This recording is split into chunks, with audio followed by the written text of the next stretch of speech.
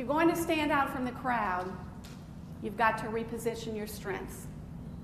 You know, people ask me all the time, they come up to me after keynotes and workshops and they ask me all sorts of questions. But one of the questions I get a lot is, after I talk about repositioning your strengths, is this question.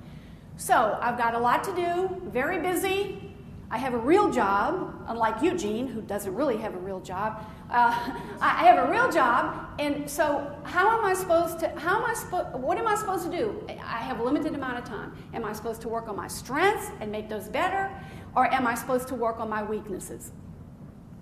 And what I suggest they do is what I'm suggesting that you do. Rather than choosing one over the other and making it an either-or situation, I recommend you do this. And this is not in your overview, so if you want to jot down this formula, because it'll be part of the question later.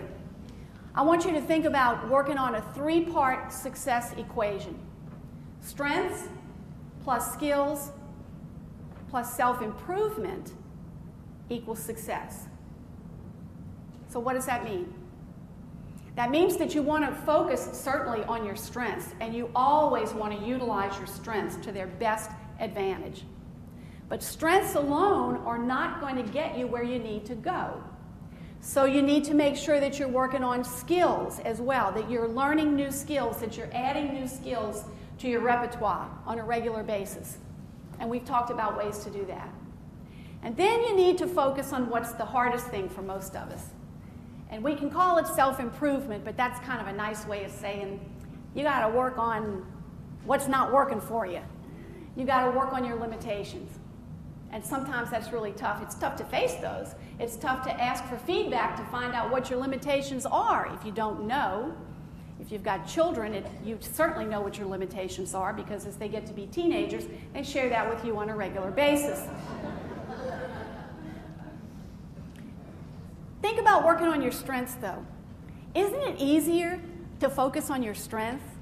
Isn't it a lot more fun to use your strengths?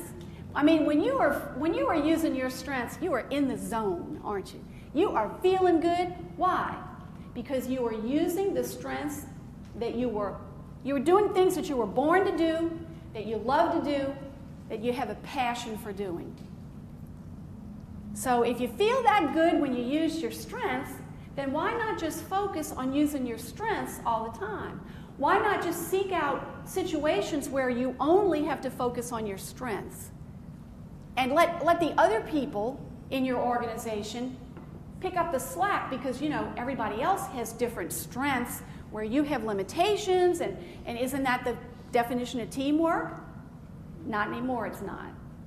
Here's what you need to know.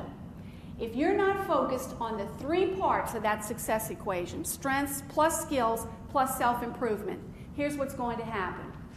Your competitors, who are focusing on all three aspects, are going to leave you in the dust. So focusing on your strengths is easier, not as much fun. What are the skills that you need to learn? What do you need to do to stand out from the crowd? Self-improvement takes work. It takes hard work. But here's the good news about self-improvement. When you're looking at limitations, you don't have to fix everything. Everything doesn't have to be fixed. When you're looking at improving any limitations, here's the question you need to ask yourself. Let's take a look at this limitation. Is it just something I just want to deal with and move on? Is it just bothering me and nobody else? Or is this limitation truly an obstacle to my success? You can't fix everything that's wrong with you. Life's too short. You'll never have enough time. But if you focus on the limitations that are obstacles to your success, you've got a much better chance of making that equation work for you.